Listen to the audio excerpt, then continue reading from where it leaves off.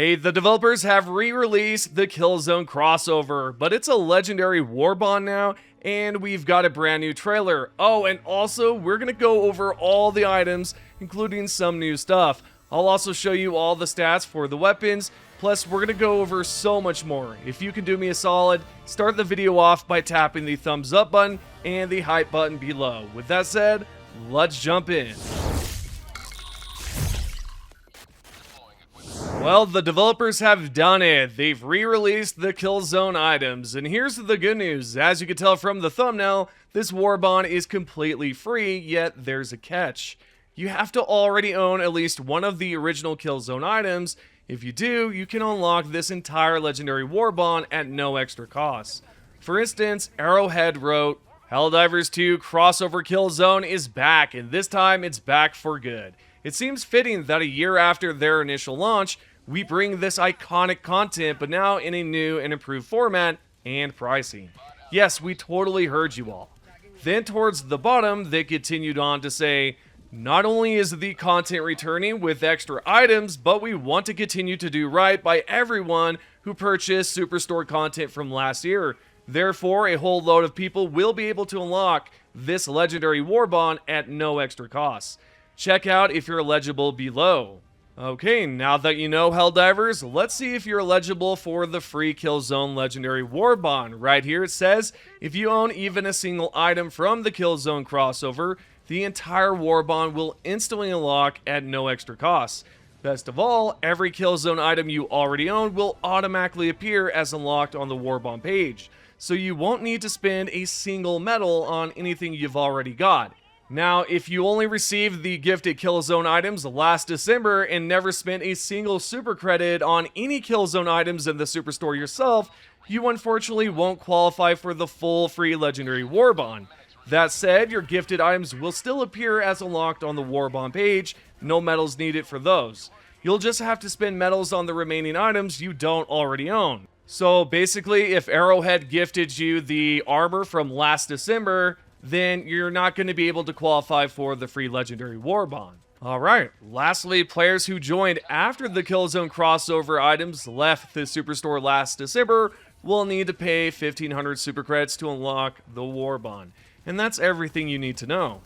With the important stuff out of the way, let's check out the brand new Legendary Warbond trailer together and see what new items they've added. First up is the StA-11 assault rifle, and I'm aware that plenty of you already have this AR in your armory, but it's still worth showcasing, especially for Xbox divers who never got the chance to buy it, or for anyone really who's never seen it before.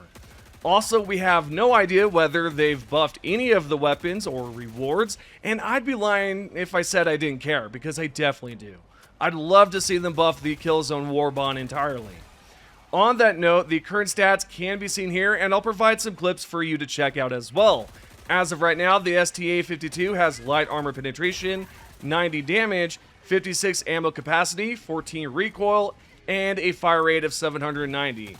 Speaking of fire rate, the StA-11 is the second highest fire rate in the armory, with the Liberator Carbine coming in at first. Gameplay-wise, it's not bad by any means, and can be quite useful. The only thing is, I wouldn't recommend picking it up if you already have the Liberator Carbine unlocked. And the reason is, the Carbine stats are way better than the StA-11's. In my opinion, it just doesn't make sense to use it if there's something better like the AR-23A Liberator Carbine. The second item up next is the W.A.S.P. Accelerator, which is a 3-burst rifle that can easily take out flesh mobs with just 9 bursts. It's also effective on overseers, where you can one-tap them if you aim at their dome. However, it's not that great with large groups that are, just roaming around and whatnot. And that's why I recommend using the Stalwart LMG as your primary and the W.A.S.P. as a stratagem, essentially. It's sort of strange to say it like that, but it works well when you think about it like that. By the way, the stats for this rifle can be seen here. Medium armor penetration with 350 damage, 9 ammo capacity, recoil of 3, and a fire rate of 550. Now, comparing that to the other rifles in the armory, the W.A.S.P. has the highest damage, recoil, and fire rate. However, capacity-wise, it doesn't beat the others. Overall, I'm a big fan of it, and it works well on the Illuminate. In fact, it's probably the only weapon I would take to fight them specifically. The third and final reward, armory-wise, is the StA-11 SMG, and it's not totally bad in my opinion because you can destroy automatons fairly quickly. Now, you will run into trouble against medium armor enemies. As the stats show here, it's a light armor penetrating SMG with 90 damage, 48 round capacity, 11 recoil, and a pretty high fire rate of a whopping 1000 RPM. The magazine size is exactly the same as the MS-7, however, the StA-11 has a higher fire rate than the MS-7 SMG from the Halo Legendary Warbond. What's even more interesting is that the MP98 Knight from the Super Citizen Edition now has the second highest fire rate among SMGs and also a slightly larger ammo capacity compared to the StA-11. If I had to pick an SMG out of those three, I would certainly go for the MP98 Knight just because it outdoes the rest of the SMGs I just talked about. Yet if you do not have the Super Citizen Edition, then the StA-11 SMG is a great choice. What I'd like to cover next is the stratagem called the StA-X3 W.A.S.P, basically W.A.S.P launcher. This right here is a great stratagem. It's phenomenal at defeating flesh mobs with only 4 rockets to the body. It can easily wipe out overseers, whether they're flying or roaming around on foot. Now, there is a small con with it. You cannot target smaller enemies like the Volus. Other than that, it's a fun and useful stratagem that inflicts medium armor penetration and also has 2 programmable ammo choices, artillery and burst. Nevertheless, we're going to move on to the next set of rewards, such as the new Extrasolar Ash pattern. That's available on the Emancipator Exosuit and the Patriot Exosuit. It can also be equipped on the Fast Recon Vehicle, the Shuttle, and lastly, the Hellpod. Now, this right here is a brand new reward that wasn't available to purchase in the past. Now, if you were to ask me about my thoughts on it, I like it a lot. Especially with the red that can be seen. The gray camouflage really works well with the red, in fact. Speaking of red, we've got 2 armors here called the AC-1 Dutiful and the AC-2 Obedient that come with the Acclaimed passive, which provides resistance to fire, gas, acid, and electrical damage. It's way better than the Desert Stormer passive because that one only gives you 40% resistance to the same elements, fire, electrical, gas, and acid. The only difference here is that the Desert Stormer adds increased throwing range, which, to be honest, I don't think is worth it. And I'd personally just go for the Acclaimed. On a side note, honestly, I think the developers should tweak either the Desert Stormer or Acclaimed passive to make both more viable. Finally, the last 2 items are banners, Strengthen Our Arms, and Defender of Our Dream. And these aren't new at all. Same thing with the player title here that's called the Assault Infantry. So, all in all, that's pretty much everything. I will say I was expecting more out of this, and the reason is that they wrote that there are some new rewards, but it seems the only thing that's really new is the Extrasolar Ash, while everything else we just covered isn't new at all. Though, who knows, maybe they'll release something new that we're not aware of currently, or perhaps buff all the rewards here. If they do, I plan to test out everything and give you a better idea if it's worth it or not. If you have anything to say about this particular Legendary Warbond, whether it's the new item, the weapons we've already known about, or whatever the case may be, post a comment below and tell me what you think. Okay, on a different note, a player asked Arrowhead CEO Johan Pilestead if they could add a mode where we just endlessly fight and complete objectives. Basically a rogue mode, and Pilestead saw the comment and replied, "Hey, we have a prototype of a roguelike mode. It changes the game fundamentally." So there you go. What do you all think? Me personally, I would love to see a horde mode or a roguelike mode where we earn different capes as we complete levels and waves. Imagine unlocking a new cape, possibly a camo, or even stratagems. Something that actually rewards you for your effort. And how fun would it be to fight endless waves of bots, squids, and bugs? But what about the Galactic War and Major Orders? Would that mess up everything? I don't think so, especially if the developers made it a timed event where it pops up at certain times, where you have a chance at earning and picking up some really cool stuff. Anyway, what do you think? Roguelike mode or horde mode? Let me know in the comments. Now, not only did the CCO post that, but he also created this post with a picture of the directors and wrote, "With the directors talking about Helldivers 2's next 4 arcs. Any hot takes?" Then there's a player here that said, hey, it's going to take at least 3 years for you guys to create 4 arcs.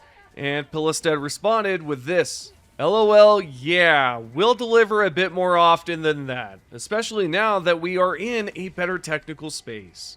Yeah, I'd say so. I think they are doing a lot better now, especially with the bug fixes and all that stuff.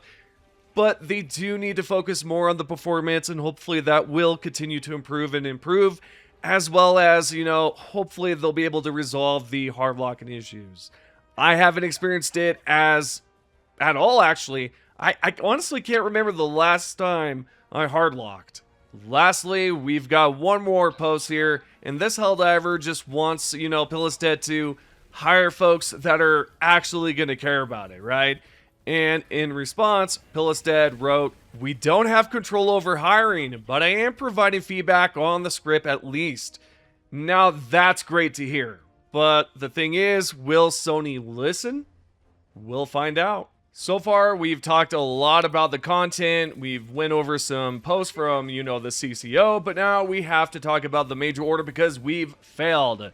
No surprise there, I mean, it was obvious we were going to fail it, but we do have some good news here, and it seems we're going to be receiving some sort of like Democracy Space Station buff or some upgrades, because right here they wrote, "Spearheaded by the Ministry of Expansion, High Command has initiated a trailblazing strategy to ensure our benevolent Federation never lacks room for growth. Operation Free Space.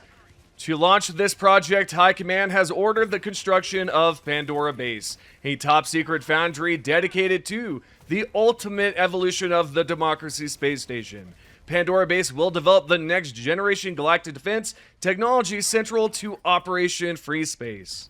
Okay, but then if we go towards the middle here, it's interesting because the dissidents that were sent to the, Center for Confinement, yeah, they're actually going to help build it, which is kind of weird because I have a feeling something terrible is going to happen here, because if you're a dissident, you're obviously going to do something to mess things up, but that's my opinion. We'll see where this goes. Lastly, we've got the top comments first from Lilink Shushkov 2128. I'm probably butchering your name. I apologize.